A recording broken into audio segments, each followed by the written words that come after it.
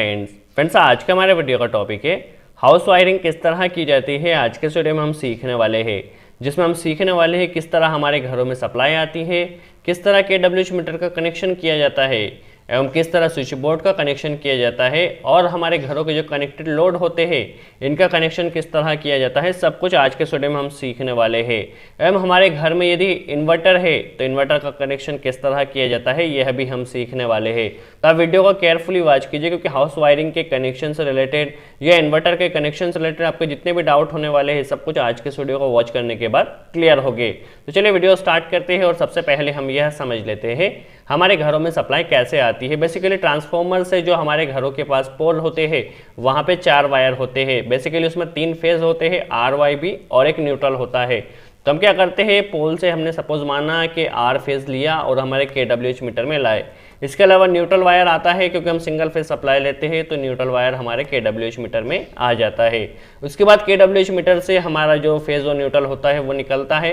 तो जो 3 नंबर का जो पॉइंट होता है यहाँ से हमारा न्यूट्रल निकलता है। जाता फेज न्यूट्रल है बट पहले 3 नंबर से न्यूट्रल निकलता है और यह जाएगा हमारे घर की जो मेन सर्किट ब्रेकर है या MCB है वहाँ पर जाएगा, ताकि हम यहाँ से हमारे घर का टोटल जो लोड है या टोटल कनेक्टेड लोड है उसे स्टार्ट स्टॉप कर सके। तो चलिए न्यूट्रल हमारा 3 नंबर से निकला, 4 नंबर से यहाँ से फेज निकलेगा। जो KWH मीटर है हमारा यहाँ से ये फेज निकलेगा और यह जाएगा हमारे कंट्रोल MCB में। चलिए फेज और न्यूट्रल हमारे कंट्रोल जो हमारी MCB है यहाँ पर आ चुके हैं सर्किट ब्रेकर में।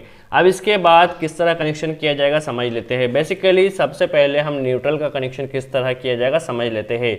जैसे कि हम जानते हैं जो भी हमारे घरों में या जो भी लोड होता है उसे चलने के लिए फेज और न्यूट्रल की ज़रूरत होती है।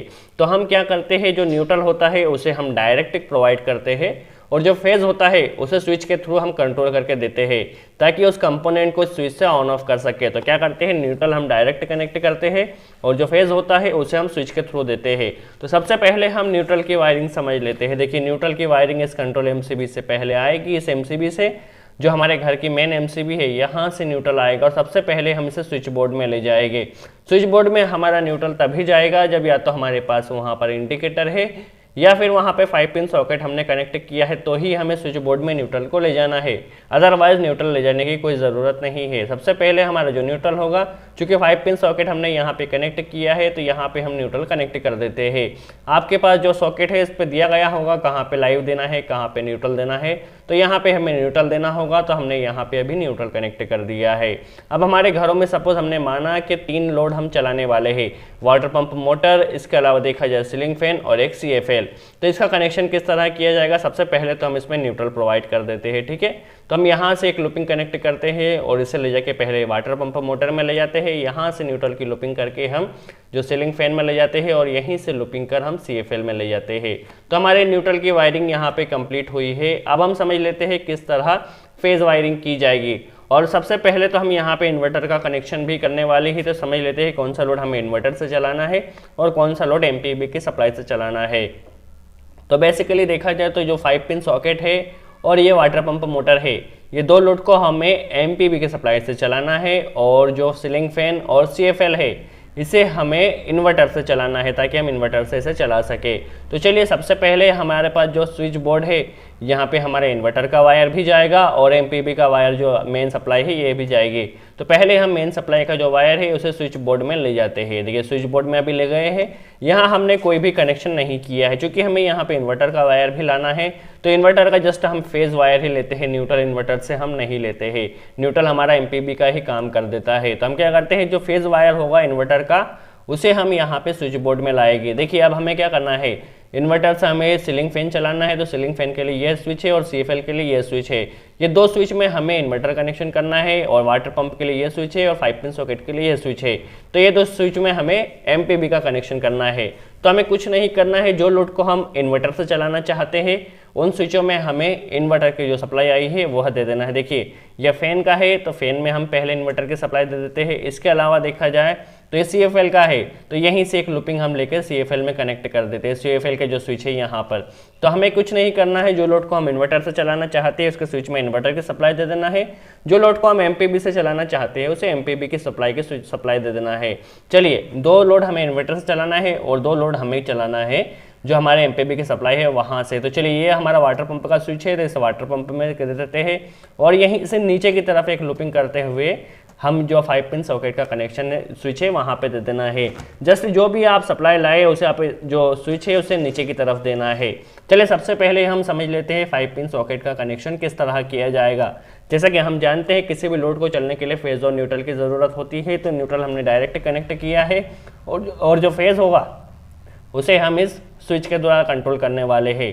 तो स्विच से जो फेज निकलेगा जो नीचे की तरफ दिया है ये ऊपर से निकलेगा। जब हम इसे ऑन करेंगे तो यहाँ से ऑन करने की कंडीशन में सप्लाई निकलेगी और हमारे 5 पिन सॉकेट में जाएगी। तो क्या होगा, इस स्विच से हम इस 5 पिन सॉकेट को कंट्रोल कर सकते हैं। चलिए अब हम समझ लेते हैं किस तरह वाटर पंप का कनेक्शन किया जाएगा। तो यहाँ से जो नीचे की सप्लाई आई थी यहाँ से एक लूपिंग निकलेगी और यह जाएगी वाटर पंप में। वाटर पंप में न्यूट्रल डायरेक्ट जा रहा है और फेज इस स्विच के द्वारा जाएगा। यहाँ से हम इसे ऑन ऑफ कर सकते हैं। अब जो CFL है उसे हमें इन्वर्टर से चलाना है, तो इन्वर्टर की सप्लाई नीचे की तरफ हमने देख कर रखी है।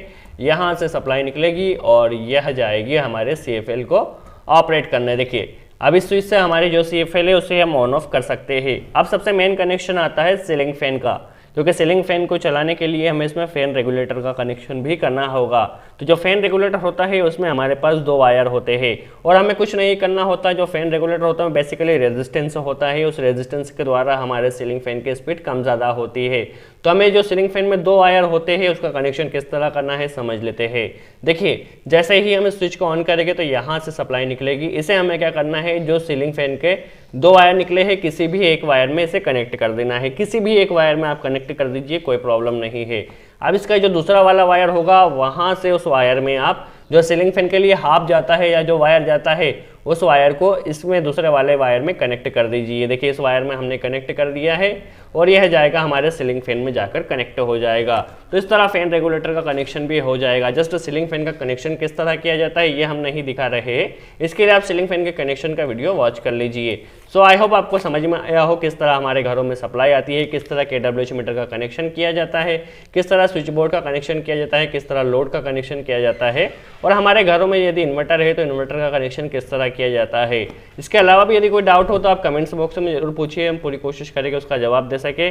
और वीडियो अच्छा लगा हो तो लाइक का बटन जरूर प्रेस करें, इससे हमें पता चलेगा आपको हमारे वीडियो कैसा लग रहे हैं और हम आगे भी आपके लिए ऐसे ही वीडियो बनाते रहेंगे। सो आज के लिए इतना ही। Thanks friend.